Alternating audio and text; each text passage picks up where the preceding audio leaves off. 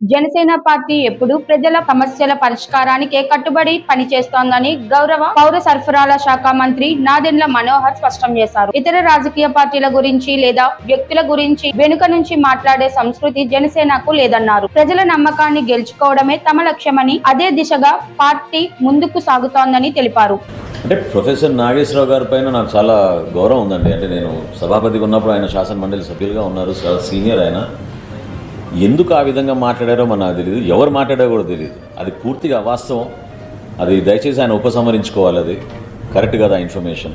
ఇటీవల ప్రొఫెసర్ నాగేశ్వరరావు చేసిన వ్యాఖ్యలపై స్పందించిన మంత్రి అవి పూర్తిగా అవాస్తవమని తీవ్రంగా ఖండించారు. వాస్తవాలకు విరుద్ధంగా మాట్లాడటం సరికాదని, బాధ్యతాయుతమైన స్థానంలో ఉన్న వ్యక్తులు నిజానిజాలు తెలుసుకొని మాట్లాడాలని సూచించారు. జనసేన పార్టీపై తప్పుడు ప్రచారం చేయడం ద్వారా ప్రజల్లో అపోహలు సృష్టించే ప్రయత్నాలు జరుగుతున్నాయని ఆయన ఆరోపించారు. ఎందుకంటే జనసేన పార్టీ ఎప్పుడు కూడా ఆంధ్రప్రదేశ్ రాష్ట్ర ప్రజలు బాగుండాలి, ఎన్డీఏ కూటమిలో మా బాధ్యత, కూటమి మరింత బలోపేతం అవ్వాలని పవన్ కళ్యాణ్ గారు ఎప్పుడు కూడా అహర్నిశలు కృషి చేస్తూ ఉంటారు. ఇతర పార్టీల గురించి మేము వెళ్ళి చర్చించాల్సిన అవసరం అసలు లేదు. ఆ సంభాషణ అసలు ఏనాడు కూడా జరగలేదు.